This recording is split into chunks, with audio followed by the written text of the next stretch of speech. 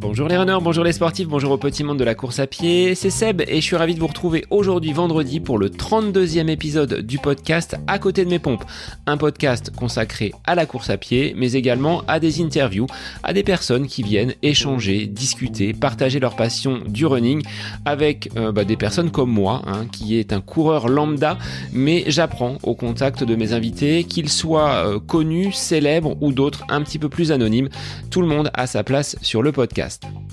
Alors j'espère que vous avez la forme en cette semaine un petit peu polaire. Dans ma région, le thermomètre est descendu hier jeudi jusqu'à moins 12 degrés. Autant vous dire qu'il fallait bien les 3 couches pour pouvoir sortir et affronter ce froid glacial. Alors moi je me suis contenté d'une petite sortie de 50 minutes, histoire de me dégourdir les jambes. Je suis en semaine allégée, donc pas de fractionné cette semaine. Vraiment une semaine relativement cool avec du gainage, un petit peu de renfort, histoire de dérouiller les articulations. Alors dans l'épisode du jour, c'est vers la piste que nous allons nous tourner. J'ai eu l'immense plaisir de recevoir Élise Trincler, qui est une athlète professionnelle, spécialiste de la piste et licenciée à l'ECJO, donc le club d'Orléans.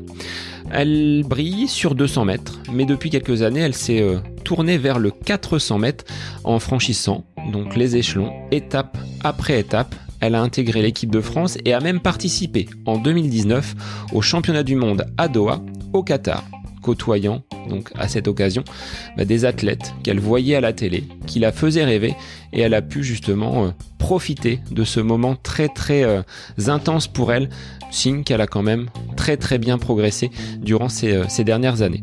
Elle espère en cette année olympique pouvoir décrocher une place pour les Jeux, direction Tokyo peut-être pour elle à l'été prochain, mais en cette année de pandémie, les compétitions se font rares et elle nous évoque justement ce quotidien un petit peu difficile de se projeter, difficile d'organiser des meetings, des compétitions, et il faudra tout miser peut-être sur un seul championnat de France pour pouvoir décrocher sa qualification.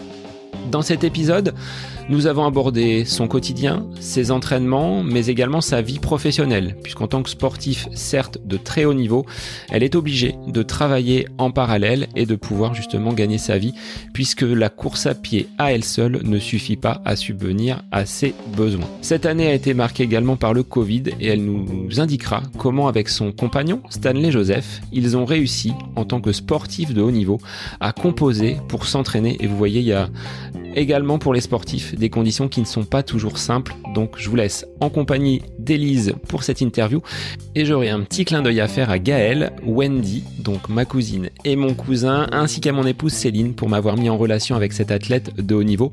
Je vous souhaite une très bonne écoute, installez-vous confortablement, on part sur de nombreux tours de piste à haute vitesse, c'est parti avec Élise. Bonjour Élise, merci d'être aujourd'hui l'invitée du podcast. Comment vas-tu? Parce que je sais que tu es en vacances actuellement. Bonjour. Oui, ça va. En vacances, oui, pour 2 semaines, mais pas en vacances athlétiques. Donc, oui. Mes journées sont bien remplies. Donc, focus sur l'entraînement, même si c'est les vacances au niveau de ton emploi. Oui. Je vais te laisser te présenter, donc pour nous dire d'où tu viens, et puis ensuite on verra le côté sportif par la suite. Alors, je m'appelle Élise Trincler. Je viens d'une petite commune de l'Allier, donc Ygrande. Pour les gens qui connaissent pas, c'est un petit peu au fin fond de la campagne. Je fais de l'athlétisme, plus particulièrement du sprint, donc spécialisé dans le 200-400 mètres. Voilà. Alors sur un plan, on va dire professionnel, quel a été ton parcours scolaire avant d'arriver sur cette carrière de sportif de haut niveau? J'ai fait jusqu'au brevet, donc le collège dans mon petit village. Et ensuite, en fait, à partir du lycée, j'ai fait ma seconde à Moulins, du coup, dans l'Allier. Et tout de suite après, j'ai intégré le CREPS à Vichy. Et là, j'ai dû changer de lycée. Donc, j'ai mon bac technologique à Vichy. Et ensuite, je suis partie sur des études donc à Clermont. J'ai fait un BTS management des unités commerciales. Et ensuite, j'ai basculé en STAPS. Donc, j'ai ma licence et mon master STAPS plutôt dans l'innovation, la création de produits et de services sportifs innovants. Très bien. Et actuellement, alors, qu'est-ce que tu exerces comme activité en parallèle de cette carrière de sportive de haut niveau?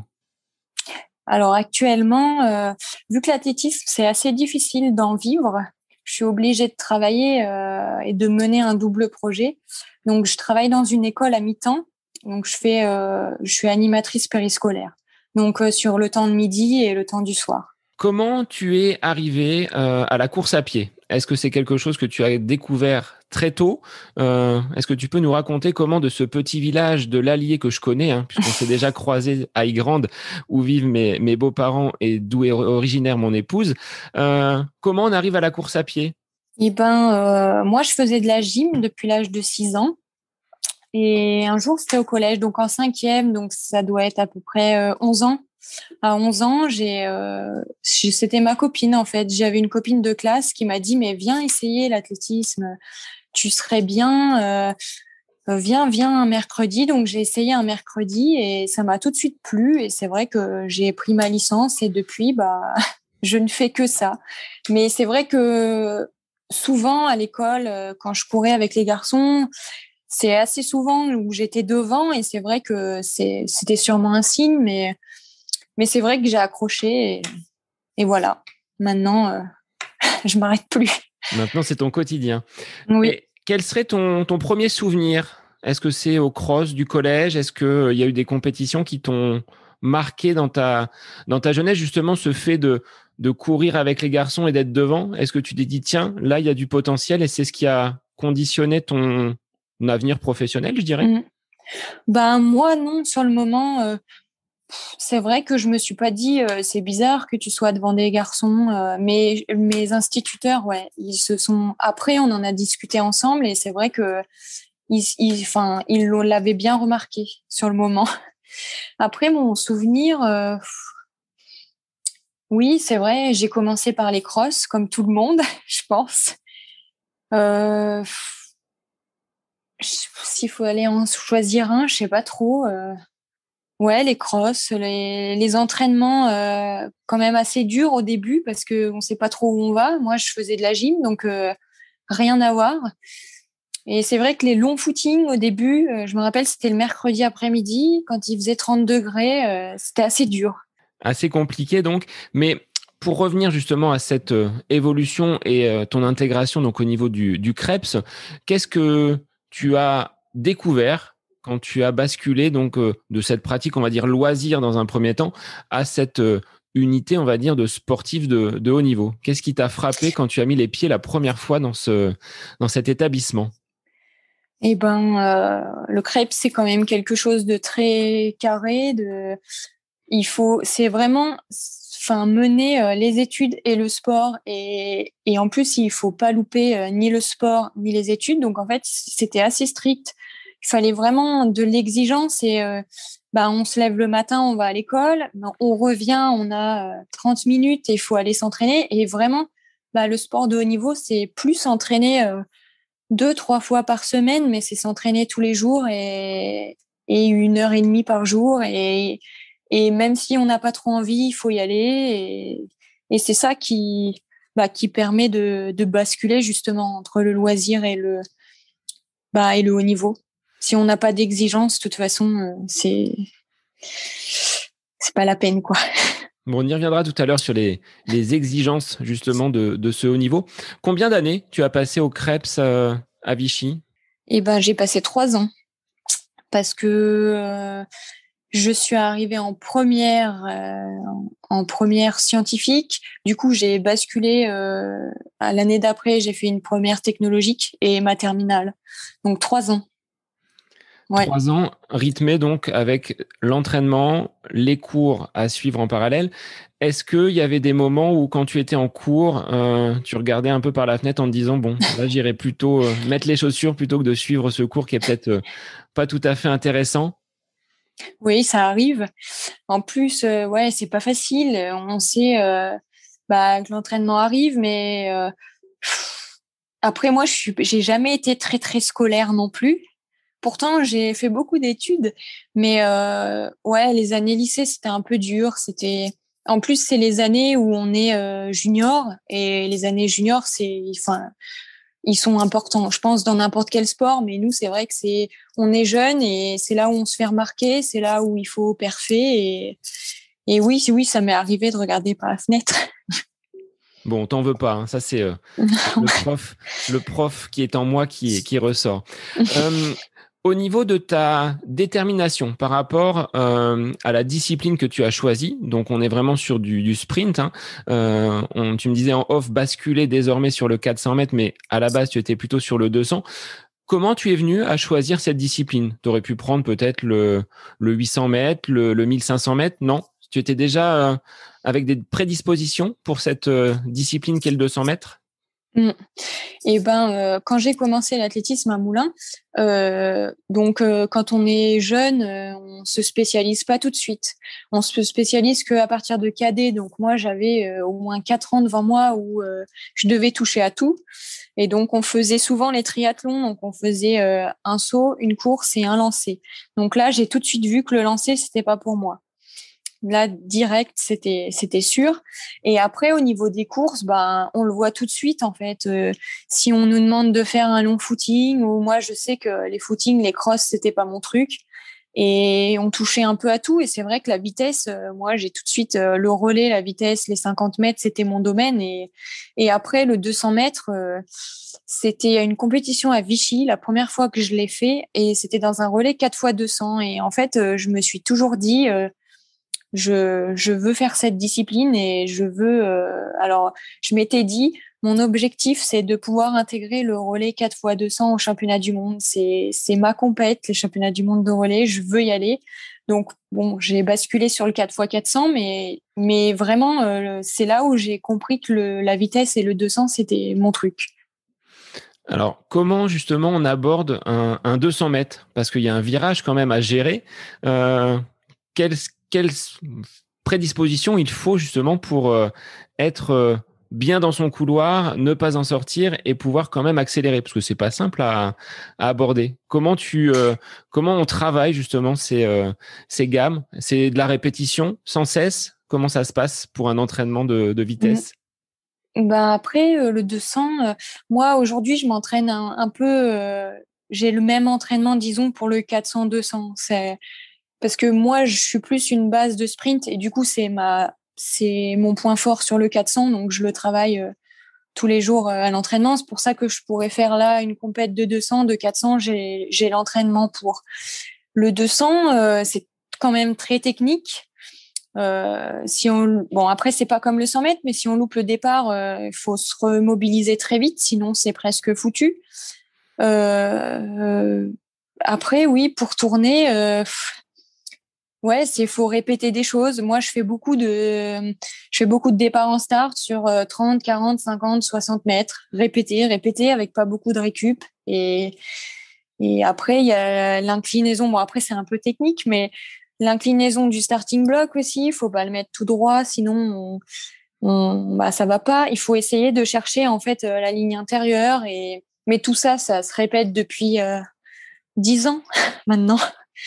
Donc 10 ans où malgré tout tu répètes encore des gammes, c'est quelque chose que tu travailles au quotidien. Enfin, c'est pas que quand on est junior, quand on est cadet, que ces gammes se répètent. Même là encore aujourd'hui, c'est des réglages que tu affines malgré ces nombreuses années d'expérience. Ah ouais, c'est jamais acquis, franchement. Après, même moi, un départ, ce sera jamais la même chose. Que je le fasse à l'entraînement, un jour après, je vais pas faire c'est pas comme enfin, les sauteurs en longueur, par exemple, eux, on doit leur demander de faire tout le temps la même course d'élan, tout le temps, pour essayer d'être régulier. Nous, c'est vrai qu'on doit le faire, mais des fois, il y a un appui qui loupe, un truc qui se passe. Et c'est vrai que si on répète pas, moi, je sais que si je fais pas de départ pendant, bon, ça m'arrive jamais, mais si j'en fais pas d'un mois, il faut en refaire avant la compète, sinon on est un peu perdu. Alors, on y reviendra hein, sur ta semaine d'entraînement type, si elle existe, parce que c'est peut-être varié et comment gère justement ton entraîneur au niveau de cette répartition des séances. Mais comment tu as progressé. Donc, tu arrives au Krebs. Tu étais donc, on va dire, complètement amateur. Quels ont été les apports de cette structure? Est-ce que c'est une structure qui t'apporte un cadre au niveau peut-être musculation, préparation, au niveau de l'alimentation? C'est un internat, comment ça se passe? Tu as quitté complètement ton domicile familial? Ouais. Alors moi, je suis arrivée au Krebs donc en première, c'est ça, on part la semaine. Alors après, moi, en seconde, j'étais déjà interne au lycée à Moulins, mais je revenais quand même le mercredi soir. Donc ma semaine était coupée en deux. Mais là, c'est vrai que c'est la nouveauté, quoi. On s'en va de chez soi, on mange avec des gens qu'on ne connaît pas forcément au début. C'est des gens qui font le même sport que nous. Donc ouais, c'est un peu, c'est difficile au début de s'adapter. Après, ça va. Mais moi, je suis arrivée au Krebs. J'avais déjà fait les championnats de France quand même parce qu'il y a une petite sélection avant d'arriver au Krebs. C'est vraiment les meilleurs de l'Auvergne qui sont sélectionnés. Mais diététique, je connaissais pas. Enfin, je connaissais pas. Je connaissais, mais j'étais pas suivie. On est aussi suivi d'un aspect psychologique au Krebs. Il y a le médecin à disposition, le kiné à disposition. Et c'est vrai que tout ça, en fait, on prend vraiment conscience du niveau qu'on peut avoir et qu'on n'est pas là pour blaguer, quoi, entre guillemets. Et vous étiez combien dans ta sélection, dans ta promo, si on peut qualifier ça de promo? On a été une dizaine, je pense. 10, 15. Ouais, on était une dizaine, je pense. Et aujourd'hui, les 10 personnes, la quinzaine de personnes qui étaient avec toi sont encore donc sur les lignes de départ au haut niveau ou certaines j'en ai qu'une. J'ai que Nasran qui était avec moi au Krebs qui faisait du 60 mètres, qui fait toujours du 60 mètres et du 100 mètres. On a fait d'ailleurs une sélection ensemble en 2019. Mais ouais, il y en a qu'une qui est restée. Après, il y a les études, ce qu'on voulait faire plus tard. Il y en a une qui est maintenant institutrice, donc forcément, il y a un moment où il faut choisir. Donc après, j'ai eu la chance de pouvoir continuer mes études et de percer aussi, et c'est ce qui m'emmène ici aujourd'hui. Est-ce que tu as connu des moments de doute, des moments où tu t'es dit, bon, je fais des sacrifices au niveau sportif, je me donne de l'autre côté pour que les études puissent suivre et que je puisse assurer quelque chose pour l'après-carrière. Mais est-ce qu'il y a eu des moments où tu t'es dit, bon, c'est compliqué et j'aimerais bien passer à autre chose? Pas pendant mes études, parce que j'ai eu de la chance. Donc déjà au Crêpes, ça a commencé, on avait des horaires aménagés quand même pour pouvoir s'entraîner. Et moi, après, j'ai eu la chance quand j'ai fait ma licence. Donc c'est les années où j'ai vraiment perfé, là, 2016, 17, 18. J'ai réussi, on avait des stages pour valider la licence, le master, et j'ai réussi à faire mon année en 2 ans. Donc du coup, ça m'a libéré beaucoup de temps. Et donc, du coup, je savais que j'avais validé en gros tous mes partiels. Donc ça, c'était bon. Et après, je me consacrais vraiment plus quand il y avait des périodes de sélection ou les championnats de France. J'étais à fond dans mon truc, dans ma course, etc. Mais par contre, j'ai eu un moment de doute. C'est un peu bizarre, mais en 2019, juste avant toutes mes sélections, en fait, les championnats de France, je finis 3e sur 200 mètres l'hiver. Et en fait, donc comme je l'ai dit avant, mon objectif, c'était vraiment ma compète de rêve, entre guillemets, c'était les championnats du monde de relais. Et c'est vrai qu'en finissant 3e sur 200 l'hiver, je m'étais dit que peut-être j'avais une chance de pouvoir faire partie de la sélection. Et en fait, je n'ai pas eu cette chance-là. Et je me suis retrouvée un jour à enchaîner des 600 dehors dans le froid, et je me suis dit, mais pourquoi je fais ça si en retour, même un podium, ça suffit pas? Pourquoi vraiment s'infliger ça, en fait? Parce que si mes objectifs sont pas atteints, alors après, il faut savoir rebondir et ça marche. Mais c'est vrai que des fois, c'est pas facile. Quand ça se passe comme ça et qu'on voit que certains sont pris et ne méritent pas plus que moi, donc... mais bon, on apprend et on devient plus fort après. Et donc, rebondir, c'est chaque jour aller de l'avant et continuer les entraînements pour se dire, de 3e, je serai peut-être devant la prochaine fois. Qu'est-ce que tu as ressenti quand, pour la première fois, tu as mis les pieds au championnat de France. Maintenant, tu es habitué. Je pense que c'est quelque chose que tu pratiques chaque année. Mais la première fois, quelle a été je sais pas, ta fierté, voilà, cette découverte de ces championnats de France, que on atteint le haut vraiment du niveau et le gratin de l'athlé. Donc, quel a été ton ressenti sur cette première participation? Bah après, la première fois que j'ai fait des championnats de France, c'était chez les jeunes. Donc, c'était à l'INSEP, moi. Donc, ça date, en cadette. Donc, on se retrouve avec des gens qui courent vraiment vite parce que moi, ce qui m'arrivait, c'est que je courais dans l'Allier. Souvent, j'avais pas trop de concurrence dans ma discipline. Je gagnais tout le temps, mais après, au-delà de gagner, il faut faire le chrono. Mais quand on arrive aux France, on est vraiment confronté au meilleur niveau et c'est vrai que c'est pas facile. Des fois, je me suis regardée et je me suis dit mais j'ai vraiment ma place ici. Ça m'arrive aussi. Bon là, c'était au championnat de France, mais c'est vrai que les championnats du monde, moi, je me suis retrouvée dans la chambre d'appel avec Allyson Félix, avec la Jamaïque, et c'est vrai qu'on se dit mais oulala. Est-ce que je vais y arriver? Est-ce que je vais pas être ridicule? Est-ce que je suis là? Si je suis là, c'est que il y a une. Maintenant, je me dis ça. Si je suis là, c'est qu'il y a une raison et que j'ai mérité ma place. Mais au début, c'est vrai que c'est pas facile. On doit se demander, oui, qu'est-ce qu'on fait là? Et c'est, comme tu disais, ces stars que l'on voit à la télé, bon, on les a juste à côté et c'est pas facile. Quand on revient d'une compétition, alors là, on repart sur ta première compétition, championnat de France cadette. Quand on revient à l'école le lundi, comment on se sent? Est-ce que les copains, copines savent que tu avais performé au championnat de France? Est-ce qu'il y a une satisfaction? Est-ce que tes professeurs ont pu te féliciter de ces performances ou est-ce que tu es restée très discrète? Ouais, ça date, ça. Non, moi, je suis assez discrète. J'avoue que je vais pas m'exposer à toute ma classe. Mais mes amis, par contre, le savaient, oui. Mais ils m'ont encouragée, ils m'ont envoyé des messages dans le week-end. Après, le lundi, oui, ils m'ont dit bravo, certainement, hein, je me rappelle plus trop. Mais les profs, non, je suis même pas sûre que beaucoup le savaient ou non. Après, c'était très discret quand même. Après, oui, les années lycée, enfin les années fac, oui, parce qu'on fait partie du groupe au niveau de la fac. Les photos circulent, les machins, enfin les mails. Là, oui, là, on est plus remarqué au niveau des profs, mais lycée, non, pas trop. Donc, très discrète de nature. Ouais. Et tu l'as été alors sur ces championnats du monde où tu as pu tutoyer là vraiment les stars mondiales de l'athlé. Raconte-nous comment ça s'est passé, puisque tu as finalement été sélectionné donc pour le relais. Alors, comment ça se passe quand on arrive sur un championnat du monde? Quand on arrive, on ouvre les yeux déjà. On a découvert le stade, donc là en plus c'était à Doha, donc c'est multiplié par 1000. C'est grandiose, c'est extraordinaire.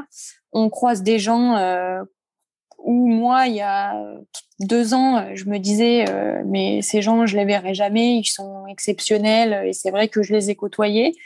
On a fait un tour de stade à pied en marchant pour voir donc sur la piste et à partir de ce moment-là, je me suis dit mais j'aimerais vraiment courir. Ça doit être incroyable en fait. Et après, c'est très stressant dans le relais parce que on sait qu'on va courir seulement la veille de la course. Donc on se dit tout le temps, est-ce que ce que j'ai montré aujourd'hui à l'entraînement, ça va suffire? Est-ce que c'est bien ce que j'ai fait? Est-ce que je me suis pas loupée à cet endroit? Même si je me suis loupée, est-ce qu'ils vont regarder d'autres choses, ce que j'ai fait la saison, ce que j'ai pas fait? Et là, en l'occurrence, je pense que c'est mon meilleur souvenir quand on m'a dit c'est bon, tu cours. Et je pense que après, mon meilleur souvenir de course, ça a été ce tour à Doha de piste. Et vraiment, je m'en souviendrai toute ma vie, même si j'ai pas été à mon meilleur niveau parce que les conditions étaient difficiles, il faisait très chaud, c'était particulier, mais ça restera mon meilleur souvenir. Oui, c'est vrai qu'on avait vu des contre-performances de nombreux athlètes du fait des conditions météo. Le public était présent ou c'était déjà confiné à l'époque? Non, il y avait du public, mais par rapport à la grandeur du stade, il y en avait c'était pas rempli, mais il y en avait quand même. Non, non, si, si. On n'était pas confinés encore. Et dans l'équipe de relais, combien vous êtes justement? Parce que tu dis, je suis pas sûr, même si j'ai bien couru, même si j'ai montré de belles choses à l'entraînement, comment se joue la sélection? C'est vraiment le regard de l'entraîneur. Donc, tu le disais tout à l'heure, hein, il suffit pas d'être performante et d'avoir le chrono. Tu te bats aussi avec des camarades. Est-ce qu'il y a vraiment cette concurrence, cette saine émulation, ou parfois c'est quand même peut-être difficile de se dire, celle-là, elle est devant moi et je prendrais bien sa place? Bah, c'est quand même assez sain parce que les filles sont vraiment sympas et il n'y a rien à dire là-dessus. Mais par contre, oui, il y a des fois où on se dit, ah punaise, j'aimerais vraiment être comme elle, j'aimerais vraiment, j'aimerais y arriver moi aussi. Et enfin, ça joue. Il suffit pas en fait d'être fort une fois. Il faut tout le temps prouver en fait que qu'on est là, qu'on est là. Et c'est vrai que par rapport à certaines disciplines, moi je côtoie beaucoup la perche. Et c'est vrai qu'ils peuvent dire, nous à la perche, il y a que 3 places et les 3 places c'est 5,80 quoi. C'est pas plus bas parce que le niveau en France est extrêmement élevé. Et c'est vrai que nous, ils en emmènent 7 ou 8. Alors effectivement, 7 ou 8 places, c'est pas 3. Moi, j'ai conscience de ça, mais c'est vrai que c'est quand même difficile parce que on en emmène 7, mais quand même, pour être dans les 7, faut quand même prouver qu'on est là. Et ensuite, une fois qu'on est 7 ou 8, il faut encore prouver pour être dans les 4 et pour pouvoir courir. Oui, parce qu'en plus de courir sur le relais, vous avez le passage de bâton. Donc là, c'est un autre travail, une autre approche au niveau de la coordination entre les athlètes. C'est des choses que vous travaillez également, l'entraînement, ces passages, répéter pour avoir le plus de fluidité possible. Mm. Alors nous, le passage de témoin sur 400, c'est beaucoup moins technique et c'est moins important que le 4x100. Mais ça l'est quand même un peu parce qu'il faut pas qu'on perde de temps pour autant. Mais c'est vrai que le 4x100, ils se réunissent beaucoup plus dans l'année, tous ensemble à des endroits, en stage ou à l'INSEP pour faire des stages de prépa. Nous, on se réunit un peu moins, mais quand on se réunit, par contre, c'est répéter le passage, changer de place, être celui qui donne, être celui qui reçoit et échanger. Et maintenant, on travaille avec les garçons parce qu'il y a une nouvelle épreuve qui est le relais mixte. Donc, du coup, il faut travailler aussi avec les garçons. Et ça, c'est pas facile parce qu'un garçon n'arrive pas à la même vitesse qu'une fille. Donc là, il faut anticiper et être vraiment bien en place pour le passage de relais. On le disait tout à l'heure, tu parlais justement des exigences du haut niveau. Quels seraient justement tes conseils ou le regard que tu as? Si tu devais donner 2, 3 axes qui montreraient justement ce qu'il faut vraiment faire pour être au top niveau, ce serait quoi selon toi? Après, ça commence quand on est jeune. Hein. On peut pas se dire, tiens, aujourd'hui, je veux faire du haut niveau, j'arrête tout ce que je faisais avant. Après, moi, je connais pas les soirées, je connais pas l'alcool, je connais pas. C'est un travail qu'on fait depuis que j'ai commencé. Bon, déjà, j'ai pas ce profil-là à la base, mais c'est vrai que viens à mon anniversaire le samedi soir, non, je peux pas parce que j'ai une séance dimanche matin qu'il faut pas que je loupe. Faut que je me lève à 8h30, donc je dois dormir parce que sinon je peux me blesser. Enfin, c'est tout ça et c'est c'est important quand même. On peut pas, c'est quelque chose qu'on fait moi, je le fais depuis que, il y a 10 ans, quoi, que j'ai commencé ça. Et c'est vrai que parfois, on s'est moqué de moi. Oh, mais ça va, tu peux bien louper cet entraînement. Ouais, mais si on fait ça, les gens comprennent pas forcément que si on loupe, un entraînement par-ci, un entraînement par-là, ça peut jouer beaucoup. Quel a été le regard justement de ta famille sur ce choix professionnel d'être aujourd'hui donc sportif de haut niveau et tu parlais justement des soirées, des anniversaires. Est-ce que ces sacrifices, ils le comprennent ou est-ce qu'ils ont parfois eu du mal à finalement appréhender cette vision que tu avais justement de l'athlétisme et du monde professionnel? Non, j'ai de la chance. J'ai ma famille qui m'a toujours soutenue, qui me soutiendra tout le temps, quoi qu'il arrive. Et je me rappelle, j'ai eu une première proposition pour aller au Krebs, donc en seconde, et j'avais refusé parce que je me sentais pas prête, moi, de partir tout de suite de chez moi. Et mon papa m'avait dit, mais tu fais une erreur, franchement, il faut y aller. Et du coup, l'année d'après, j'y suis allée. Mais c'est vrai qu'ils me soutiennent. Ils me suivaient puisqu'ils peuvent plus venir en compétition, mais ils m'ont toujours suivi tous mes championnats de France, toutes mes compètes. Ils étaient là, mes parents, mes grands-parents. Tout le monde m'a toujours soutenu dans tout ce que j'ai fait. Et je pense que c'est une chance parce que si on n'a pas la famille qui nous soutient, je pense que on baisse les bras et je suis pas sûre qu'on tienne toutes les années que j'ai pu faire, depuis la 5e, justement, je pense que j'aurais peut-être lâché avant si j'avais pas eu de soutien. Alors, après une carrière de bientôt 10 ans, quelle perspective s'offre à toi pour les semaines et les mois à venir? On est sur une année olympique. Est-ce que tu ambitionnes cette fois-ci, après les championnats du monde, de basculer sur un tour de piste sur la piste des Jeux olympiques? Ah bah oui, c'est mon objectif. Alors après, il y a 3 ans de là, je pensais pas être capable d'arriver à ce niveau-là parce que les Jeux olympiques, c'est quand même la compétition que tout le monde, tout sportif, je pense, que ce soit amateur, petit niveau, moyen niveau, grand niveau, je pense que tout le monde rêve un jour de pouvoir participer à cette compétition. Et c'est vrai que moi, depuis que j'ai pu faire les championnats du monde, je me dis, mais tu fais partie de ces gens-là, du meilleur niveau français sur 400 mètres, tu peux y arriver. Et même encore, quand je fais des compètes, je me dis, mais je me rappelle toujours de ce moment-là et de me dire, ben oui, tu fais partie de ces gens-là, donc il faut croire en soi. Et oui, c'est mon objectif, ça c'est sûr.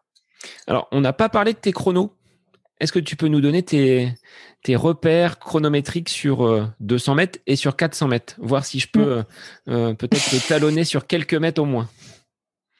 Alors, 200 mètres en salle, j'ai fait 23,58, je crois. C'était en 2016, donc ça commence à dater. J'ai eu une année 2018 où j'aurais pu, si j'avais poursuivi un peu dans le 200 mètres, bon, j'avais fait un peu de 400, mais si j'avais fait que prépa, sprint à fond, 200 mètres, j'aurais pu le battre, je pense. Dehors, c'est 23,62 et 400 mètres dehors, donc c'était en 2019, j'ai fait 53,11.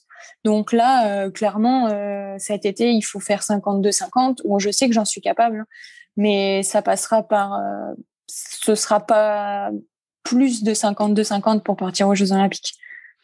Alors, on se dit 52-50, tu étais à 53 et quelques centièmes au niveau des dernières années.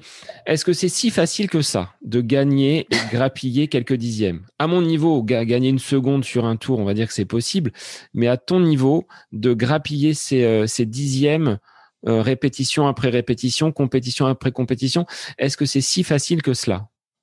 Non, c'est pas facile. C'est pas facile, mais on va dire que ça fait pas 10 ans que je fais du 400 mètres. Donc, moi, j'ai changé de coach en plus. Donc, j'ai une marge de progression assez élevée et je sais que c'est possible. Que moi, vu mon profil, vu ce que je fais à l'entraînement, c'est largement possible de faire parce qu'il m'a fait gagner quand même. Je suis passée de, on va dire, 55 à 53,11 en 2 ans. Donc, oui, c'est possible. Est-ce que comme les d'autres sportifs, il te faut enchaîner les compétitions pour justement amener toujours un peu plus de vitesse, améliorer les chronos, ou est-ce que on se prépare vraiment pour une course en se disant là, je me sens bien et c'est là que je vais performer, ou c'est plutôt la répétition qui donne confiance? Ben, pour le 400 mètres, il faut répéter, ouais. Parce que la première sera mauvaise, on va faire des erreurs qu'on ne devrait pas faire, mais en même temps, c'est pas à l'entraînement qu'on s'aperçoit de ça. Et là, par exemple, surtout le 400 mètres, déjà en extérieur, il faut répéter, mais en intérieur encore plus. Là, moi, j'ai fait une compète où je me suis complètement loupée, entre parenthèses. Et c'est vrai que ça s'invente pas, en fait. À l'intérieur, par exemple, c'est très, très tactique. Et le premier tour, donc c'est 2 tours de piste à l'intérieur. Et le premier tour est super important parce qu'il faut se rabattre dans les premiers. Il faut passer en tant de secondes aux 200 mètres. Et alors que quand on est dehors dans son couloir, ça gêne pas. On peut accélérer quand on veut, on peut ralentir quand on veut, Enfin, la course est personnelle, alors qu'à l'intérieur, il faut penser aux autres en fait, parce que moi, je me suis fait enfermer dans le dernier 100 mètres et là, c'est pas moi. Même si j'ai des jambes de feu que je me fais enfermer, je peux plus courir. Donc, il faut répéter tout le temps le 400 mètres. Donc, il faut être un petit peu roublard sur ces épreuves en salle, Ouais. finalement, savoir bien se positionner. Comment ça se gère, justement? Donc, tu disais, c'est sur 2 tours en salle. Est-ce qu'il faut partir à fond et être capable de maintenir sa vitesse ou est-ce qu'il y a différentes stratégies? On va pas donner d'indices si tes concurrentes écoutent le podcast, mais moi qui ne cours rarement de 400 mètres, hormis sur quelques séries, quand je fais la première, ça va, mais au fur et à mesure, la vitesse, elle baisse. Comment on fait pour bien gérer justement ces 400 mètres? Eh ben, il faut pas partir à fond, mais il faut partir vite. Donc, certains ne trouveront pas la différence, mais c'est vrai qu'il faut pas partir à fond comme un 200, mais il faut partir assez vite. Par exemple, moi, sur le premier tour, donc au passage au 200 en salle, je parle, il faut que je passe en 24,8, quoi. Donc, 1 seconde de moins que mon temps de tout de suite. Donc, 1 seconde, c'est pas énorme sur un 200. Donc, au final, si, c'est énorme, mais sur un temps de passage, il faut quand même passer assez vite. Et après, il faut avoir de la résistance pour continuer le deuxième tour. Et est-ce que, selon toi, il serait plus facile de passer du 200 mètres au 400 mètres que l'inverse?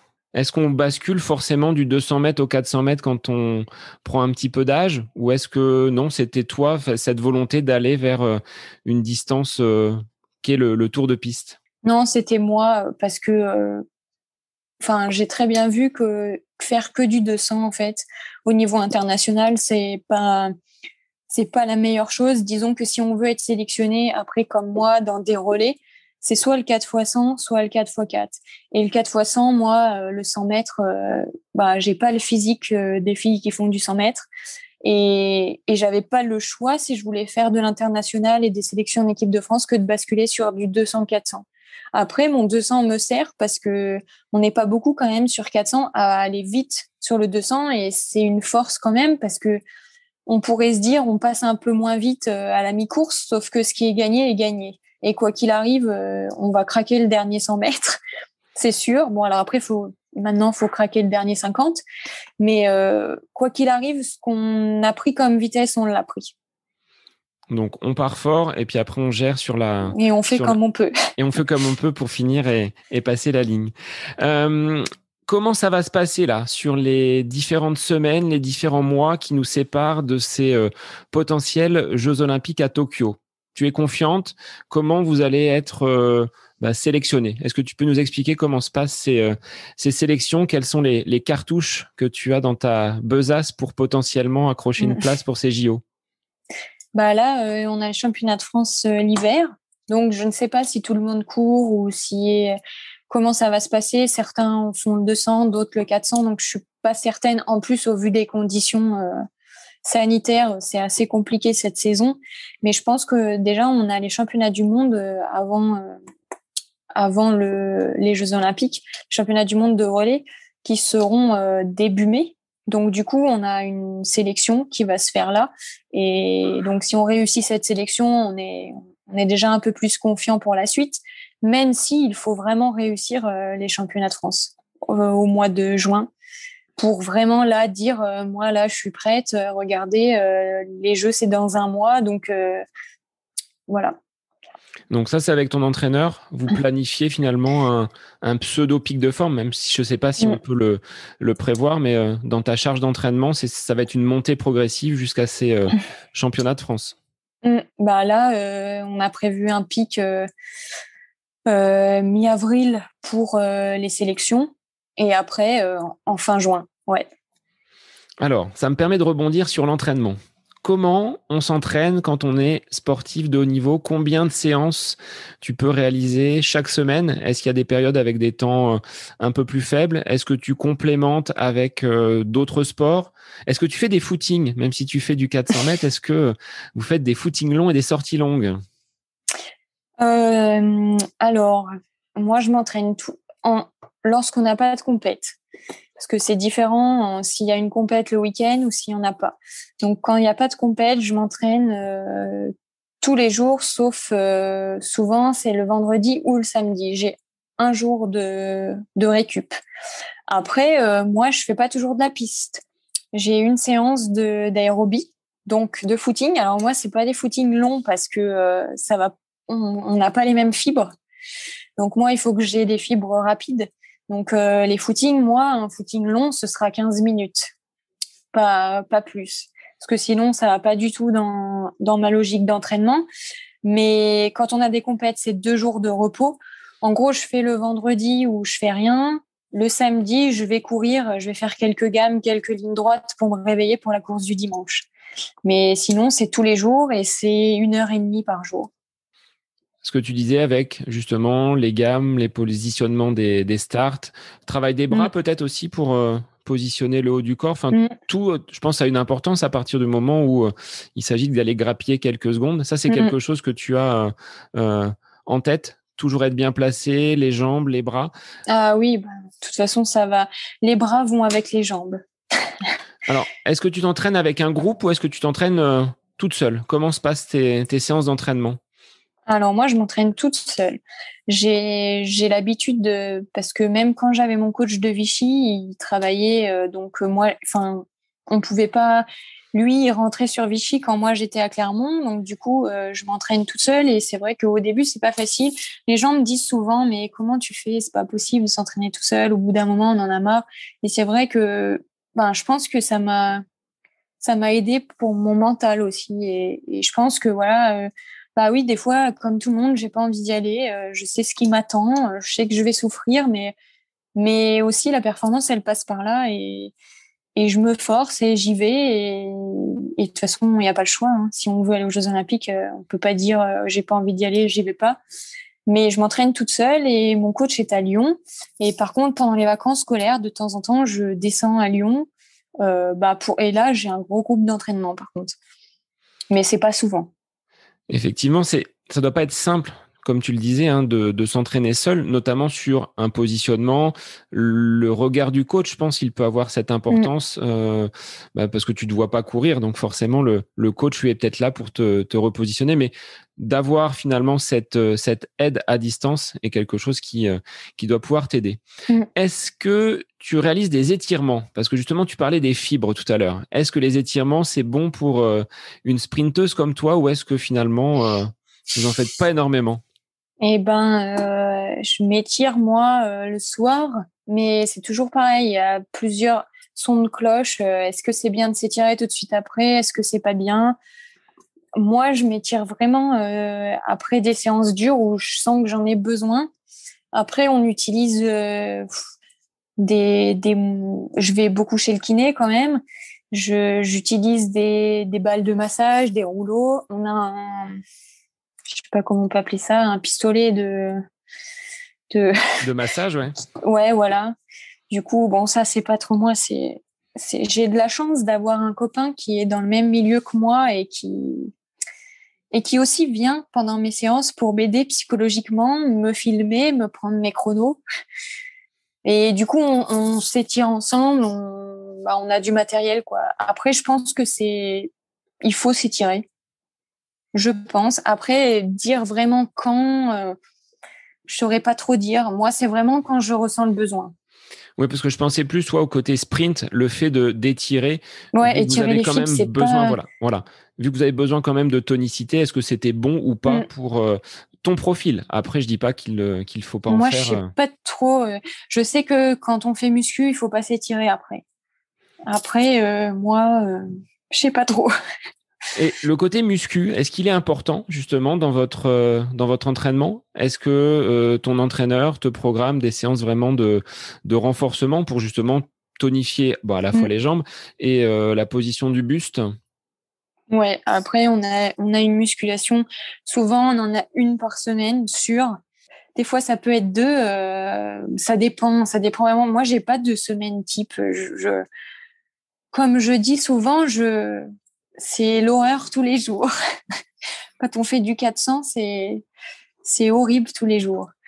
Mais bon, après, quand les performances sont là, c'est pour ça, on aime bien y retourner. Mais ouais, la musculation, c'est pas. Moi, je fais pas du 100 mètres, donc j'ai pas de la muscu tout le temps, tout le temps. Mais c'est vrai qu'après, je me rajoute des abdos, du gainage chez moi, parce que ça, c'est primordial. Sinon, bah, je pourrais pas y arriver. Oui, je pense que ça fait partie du travail plus ou moins invisible, comme peut l'être ce Oui, que c'est tu disais ça, tout à parce l'heure. que on peut pas dire, ouais, on peut pas dire faites ça, faites ça. À chaque fois, il peut pas nous dire tous les jours. C'est à nous aussi de le faire de nous-mêmes et ça va de soi. Après, quand je ressens le besoin ou quand j'ai 10 minutes, je vais me mettre sur un tapis et je vais faire ça. Il y a cette autonomie finalement de l'athlète qui sait ce qu'il doit faire pour arriver, on va dire, sur des bonnes performances. L'alimentation, le sommeil, c'est des choses que tu surveilles également, qui sont importantes. Tu le disais hein, tout à l'heure, Mm. les soirées, des choses comme ça, on met de côté, vous m'oubliez sur votre liste d'invités. Et l'alimentation, vous avez aussi peut-être des personnes qui t'entourent et qui t'accompagnent dans cet Ben, entraînement, on va ouais. dire, invisible. Quand j'ai des questions sur l'alimentation, j'ai une diététicienne que je peux consulter. Mais, euh, mais j'avoue que j'ai de la chance quand même. J'ai pas, je fais attention, mais j'ai pas de problème de poids, de choses que je mange qui sont pas bonnes. Je fais attention depuis toujours et j'avoue que j'ai pas de. Alors évidemment, je vais pas manger de McDo, je vais pas manger de pizza, je vais pas manger. Je fais tout moi-même déjà. Est-ce que tu Et manges c'est du vrai que c'est pâté strict. aux pommes de terre, la spécialité du Oui, Bourbonnais? Ah, donc c'est un oui. indice de performance alors. Je mange du pâté aux pommes de terre. J'en ai fait un la semaine dernière d'ailleurs, mais pas tous les jours évidemment. C'est après c'est une routine un peu. Je fais attention moi Noël. J'écoute des fois des coachs qui disent bon ben là je sais que mon athlète il sera mauvais parce que c'est Noël et le premier de l'an. Mais moi j'ai jamais eu de. Moi je peux faire une compète 3 jours après Noël, c'est pas un souci. J'ai jamais fait d'excès de foie gras, de trucs. Moi, je connais pas ça. Après, moi, je pense que manger de tout en quantité raisonnable, ça marche parfaitement. Donc c'est un des facteurs qui te conduisent aujourd'hui à ces très très bons résultats. Est-ce que avec ce côté sérieuse, méthodique, appliquée, tu as été préservé des blessures? Est-ce que tu es capable de les déceler et dire là, attention, ça commence à tirer, je vais ralentir un peu? Est-ce que tu as été confronté à quelconque blessure? Certains athlètes disent Ben, ouais. si on court, on a toujours mal quelque part, mais on est vigilant, on est un peu sur la, le fil et on Mm. peut basculer d'un côté et de l'autre. Est-ce que toi, tu le Ben, ressens? on est sur un fil, c'est sûr. Après, moi, j'ai vu la différence entre faire que du 200 et faire du 200-400. C'est pas du tout les mêmes charges musculaires et c'est vrai qu'on va moins taper dans les fibres. Et quand je fais un 400, je suis fatiguée, c'est l'horreur. Mais par contre, mes muscles, je sens qu'ils sont pas. J'ai pas des courbatures énormes comme si je fais un 100 mètres ou un 200. Et donc ça déjà, ça joue. Et après, je me suis jamais trop blessée, moi. J'ai jamais eu de problème. J'ai de la chance, hein. Sauf là, par rapport au confinement et de l'année dernière. Mais c'est la seule fois où j'ai ressenti des douleurs vraiment qui m'ont fait dire attention, là, je pense qu'il faut faire attention, il faut lever le pied. Mais sinon, j'ai jamais. Moi, je vis un peu. Je suis sur le fil parce que je m'entraîne toute seule déjà et je vais pas m'arrêter si j'ai un petit peu mal au pied ou si j'ai un petit peu mal à quelque part. Moi, je vais toujours continuer. Alors, je dis pas que c'est bien, hein. Des fois, ça m'a desservi, mais après, je suis comme ça après, en vieillissant, on s'arrête peut-être plus vite qu'avant. Alors après avoir justement écouté donc tous tes conseils et ce que tu mets en place donc au jour le jour pour justement performer, qu'est-ce qui a conduit ta décision de changer d'entraîneur? Donc tu étais suivi par un entraîneur à Vichy et désormais ton entraîneur est basé sur Lyon. Qu'est-ce qui a motivé cette envie de changement et qui t'a conduit justement à aller vers un autre profil d'entraîneur?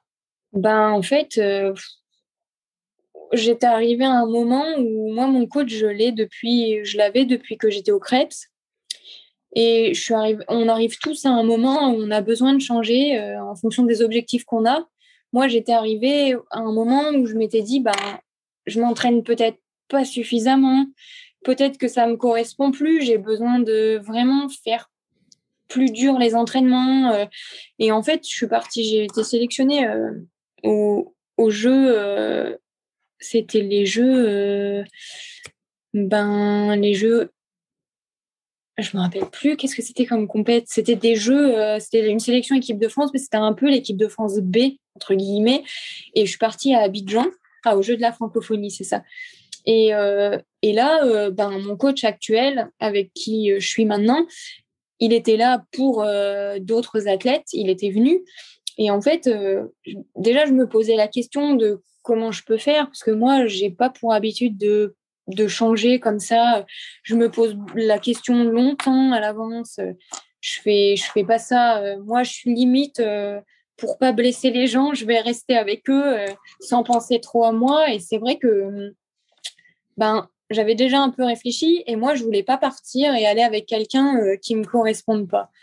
Et c'était vraiment la personne qui me correspondait le plus et qui correspondait le plus à ce que j'avais avant au niveau de l'humain. Parce que moi, je sais que l'humain est très important. On voit vraiment des coachs des fois qui crient sur leurs athlètes, qui vraiment, il n'y a pas d'humain et moi, c'est pas ça du tout que je voulais. Et c'est vrai que c'est quelqu'un qui me correspond tout à fait et il est à l'écoute, il est tout le temps là quand on a besoin de l'appeler. Il trouve toujours des solutions, on se remet en question et c'est ce qu'il me fallait vraiment. Et après, j'ai changé de coach, mais ça s'est très bien passé avec l'ancien. Il a compris, il avait aussi vu, lui, qu'on était arrivé à un moment où on était arrivé au bout de la relation, quoi. Et, et voilà. Mais par contre, j'ai changé parce que j'avais mon ancien coach, j'étais dans son club aussi. Donc, pour moi, il fallait tout changer complètement et ça va ensemble aussi. Il faut, on change de club aussi parce qu'on a des besoins forcément plus.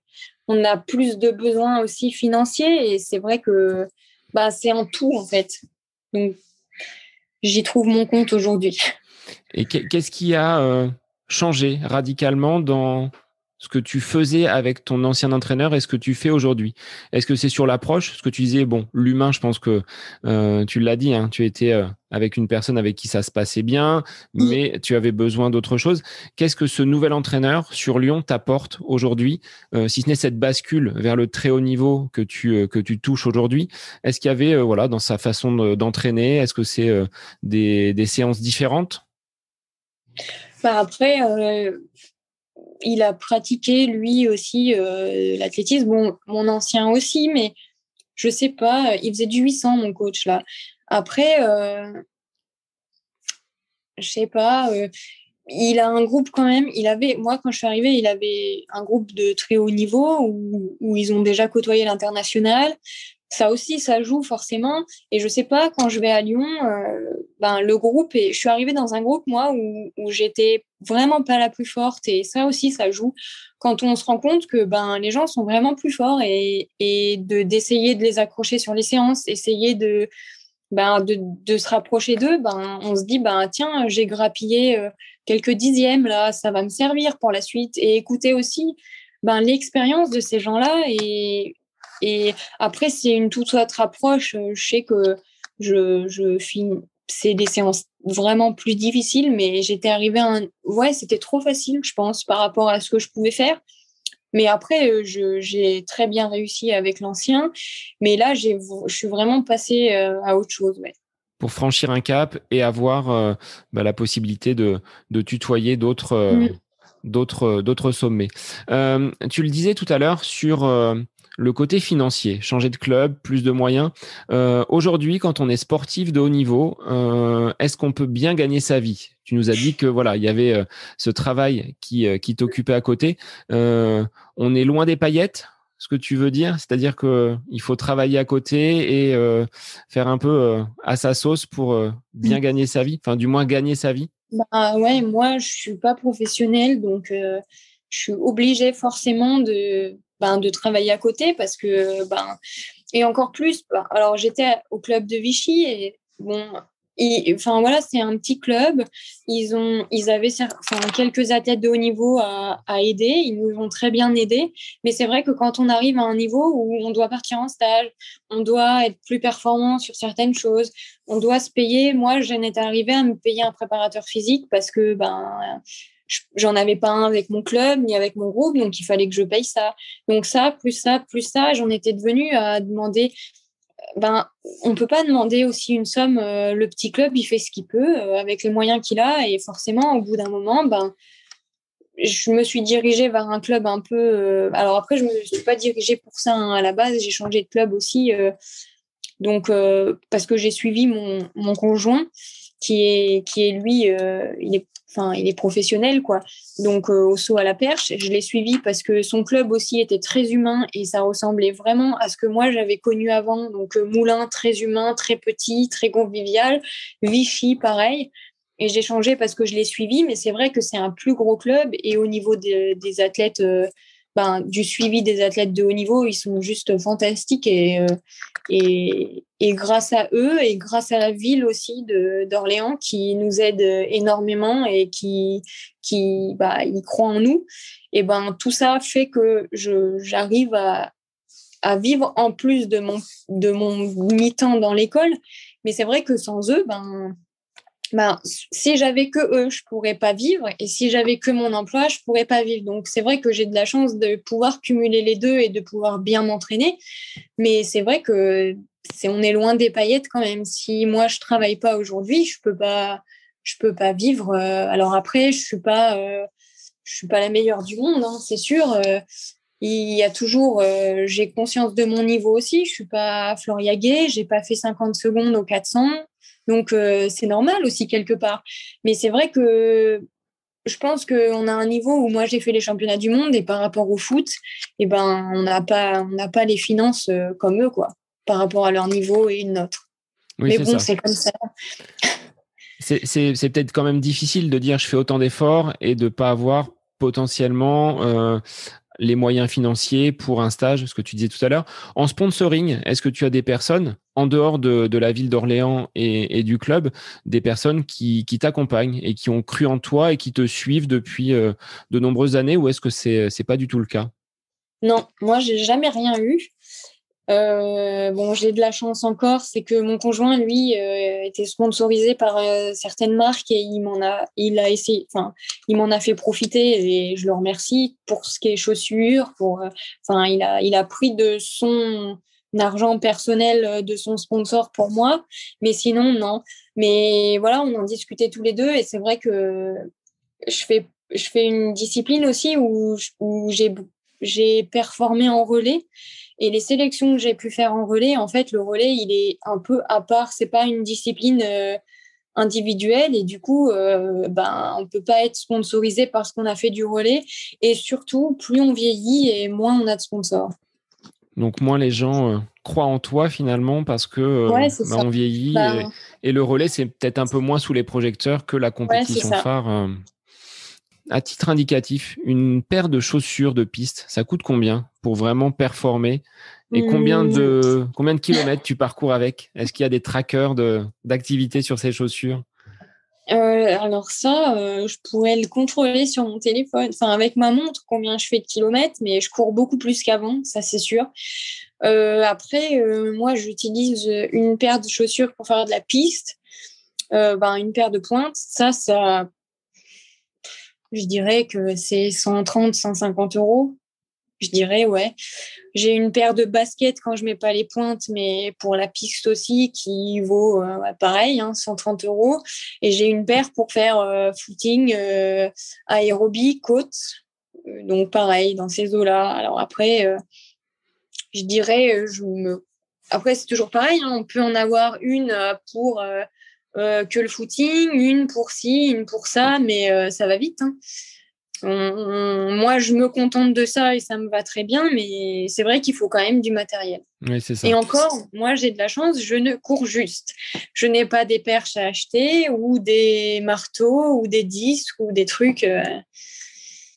Et est-ce que les voyages, est-ce que les stages vous sont également payés ou est-ce que vous devez mettre la main à la poche quand vous partez sur ces rassemblements à l'extérieur du territoire français? Non, après, on a des regroupements fédés où tout nous est payé. Ça, une fois qu'on arrive à... Moi, il y a quelques années, je galérais un peu pour faire partie de ces stages. J'avais des médailles, mais on m'invitait pas forcément.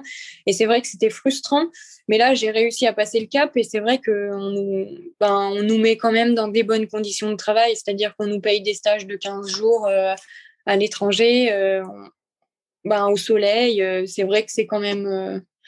non, de ce côté-là, la Fédé fait quand même des bonnes choses pour nous. Est-ce qu'on fait coïncider ton niveau de performance actuel avec cette bascule que tu as eue, changement d'entraîneur, intégration du groupe France? Est-ce que tu fais le lien entre ces bonnes performances actuelles et ce cap que tu as franchi? Non, oui, c'est sûr. Et puis, moi, je sais que d'avoir été au championnat du monde, je suis revenue et je me dis, maintenant, j'ai pas d'autre choix que de poursuivre là-dedans. J'ai pas le droit d'être moins forte. J'ai pas le droit de régresser, quoi, en quelque sorte. Donc oui, ça va ensemble. Alors, on parle de régression là pour rebondir sur tes propos. Est-ce que le confinement a entaché un petit peu cette montée progressive vers les sommets? Comment tu l'as vécu? Comment, quand on est sportif de haut niveau, alors couple en plus de sportifs de haut niveau, comment vous avez fait pour vivre cette période du mois de mars? Pour le deuxième, vous avez peut-être eu un peu plus de Ouais. liberté? Le premier a été un peu dur parce que moi, en plus, j'étais vraiment au top du top et j'avais fait des grosses séances. J'avais vraiment beaucoup progressé sur les séances de long, de SP400 en fait. Et ça nous a un peu coupé dans notre élan et on s'est retrouvés à faire comme les autres, à faire comme on peut. Donc, on avait en tête d'aller aux Jeux Olympiques. Donc, on s'entraînait comme on pouvait, on se motivait avec cet objectif-là. Et en fait, dès qu'ils ont dit qu'il n'y aurait pas de JO en 2020, là, on a commencé à se dire en fait, on a le temps finalement. Enfin, c'était un peu bizarre. On essayait de se motiver, mais c'était beaucoup moins facile. Donc, on s'entraînait dans le parking souterrain, donc dans un espace vraiment noir, donc avec la lumière. Mais c'est vrai qu'on était vraiment... c'était un peu comme une cage. On a fait ce qu'on a pu, on s'en est pas trop mal tiré. Alors lui, il pouvait pas sauter à la perche, par contre, ça c'était le point négatif. Moi, j'ai de la chance, je pouvais courir. Mais par contre, le déconfinement a été un peu...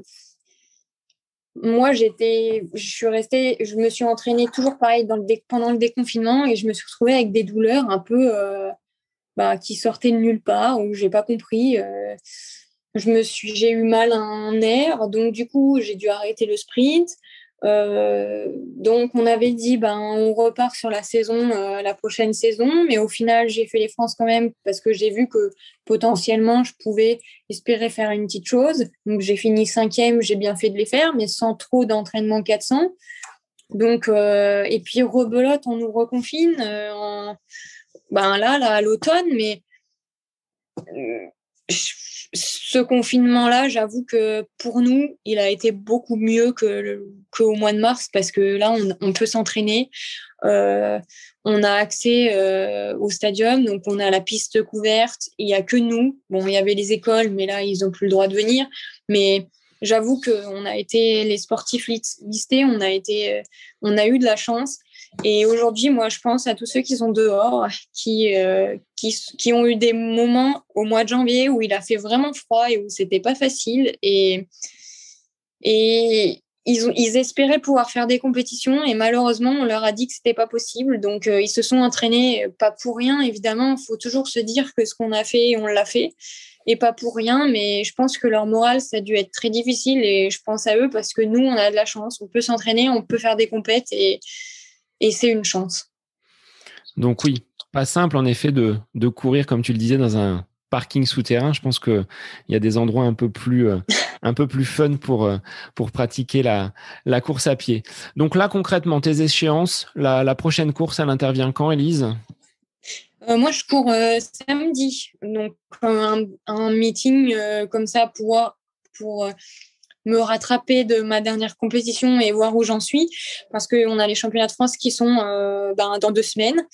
Et après, on retourne au travail et ce sera la sélection pour les championnats du monde de relais. Et après, on sera vite aux Jeux Olympiques. Oui, c'est tout le mal que je te souhaite, c'est-à-dire de pouvoir être à Tokyo pour faire un beau tour de piste. Alors, tu le disais, 10 années de carrière, jusqu'à quel âge tu penses pouvoir performer sur ce haut niveau? Est-ce que tu n'as pas d'idée ou est-ce que c'est une question que je te pose et que tu n'as pas forcément envie de te poser? Je pense que je verrai. Là, les petites jeunes, elles arrivent, c'est sûr, ça fait mal, hein, mais on tient, on est toujours là. Je pense que quand vraiment mes chronos, pas que en compétition, mais à l'entraînement, je verrai que c'est dur, il y a aussi le plaisir. Quand on prend plus de plaisir, je pense que ce sera le déclic où on dira, ben stop, on arrête. De toute façon, ça sert à rien de se faire mal comme ça et d'avoir zéro point positif. Mais après, je pense que quoi qu'il arrive, j'arrêterai pas complètement parce que je pense qu'on a tellement donné pendant 10 ans qu'on peut pas s'arrêter comme ça. Bon, t'as pas envie de laisser la place et de montrer que tu as encore de belles années Oui, devant toi. tant que je pourrai, je le ferai. Bon, c'est tout le mal que je te souhaite. Alors, C'est quand on gentil. vit avec un conjoint sportif de haut niveau, perchiste, parmi les meilleurs Français, la vie de famille, elle s'organise comment? Chacun dans ses compétitions, chacun dans ses entraînements? Non, on se complète beaucoup. J'ai de la chance d'avoir quelqu'un comme ça autour de moi parce que moi, je stresse beaucoup. J'ai souvent des craintes avant les compétitions. Et il est là, et il me fait part de son expérience aussi. Et il me rassure, il me dit que ça va aller. Et surtout, il me connaît parfaitement parce qu'il vient avec moi à l'entraînement. Moi, je le vois aussi sur ses séances. On se connaît et on sait quand ça va pas, quand on s'aide beaucoup mutuellement et surtout par rapport au jeu, lui, il a eu la chance d'aller à Rio en 2016 et il peut m'aider dans mes questions, dans comment aborder le sujet parce que c'est sûr que moi, par exemple, j'y pense peut-être trop. Des fois, j'y pense beaucoup à certains moments et il me dit attention, tu vas laisser de l'énergie, par exemple, à penser à ça. Essaye de pas trop te mettre la pression par rapport à ça parce que c'est encore un petit peu loin et tu y penseras vraiment quand on sera le dernier mois ou les 2 derniers mois. Là, tu vas laisser de l'énergie inutile et c'est vrai que ça, par exemple, on pourrait ne pas y penser et lui, grâce à son expérience, il me dit plein de petits trucs comme ça et non, on a de la chance même dans la vie quoi parce que ben on mange comme ça, on a un temps de sommeil ben ça fait partie de notre vie et c'est vrai que quelqu'un comprendrait sûrement pas pourquoi il va pas à des anniversaires non plus. C'est vrai que on a quand même de la chance de pouvoir vivre ça à deux. Bon, on vous verra peut-être au carnaval d'Ygrande, s'il a lieu. Là, tu es Ouais, autorisé. s'il a lieu, je sais pas si. Bon, c'est le petit clin d'œil, hein, un des plus vieux, donc le plus Ouais. vieux carnaval de l'Allier. Est-ce que tu as déjà essayé le saut à la perche ou pas du tout? Oui, oui, j'ai essayé. Et ben, c'est pas facile. Il me dit souvent que j'ai beaucoup de vitesse, moi, et que je ferai partie des filles qui courent le plus vite. Et c'est vraiment dommage parce que il y avait quelque chose à faire dans la perche. Bon, après, j'ai de la chance, j'ai quand même performé dans ma discipline. Mais c'est vrai que c'est pas facile quand même. J'en fais à la fin de l'été, quand on a fini les compètes et où je peux vraiment m'amuser sur une autre discipline. Donc voilà, peut-être une reconversion hein, sur des épreuves un petit peu Ouais, combinées. ouais, Un mix de 400 mètres et de saut à la perche pour finir, ouais. pourquoi pas? Les épreuves de vacances. Voilà, exactement. Élise, sur quel réseau, support? Je sais que tu es très discrète, donc Mm. à quel endroit on peut te trouver si les gens veulent suivre un petit peu tes performances après avoir écouté le podcast? On peut me trouver sur le Facebook et l'Instagram du club, l'éco CJF, qui partage tout ce qu'on fait. D'accord. Il y a aussi la ligue, j'ai oublié, la ligue la ligue du centre qui nous aide aussi et qui partage nos performances. Après, mes comptes, moi, je mets rien du tout. Je suis désolée. On te verra à la télé à Tokyo pour le tour de piste. Non, écoute, moi, je te remercie. J'espère. De nous avoir fait part justement de ton expérience de sportif de haut niveau. Merci. Un grand merci. Et puis, maintenant, place au championnat de France qui sera ta compétition, on va dire, celle qui te permettra d'atteindre les potentiels Jeux Olympiques. On souhaite qu'ils aient lieu, ce qu'on disait en off. Les Japonais n'ont pas l'air très, très partisans d'accueillir ces Jeux Olympiques du fait de la pandémie, mais je te souhaite de pouvoir justement performer et défendre les couleurs de la France. C'est gentil. Moi, je vous dis à la semaine prochaine pour un nouvel épisode du podcast. Je vous souhaite une bonne écoute ainsi qu'un bon week-end.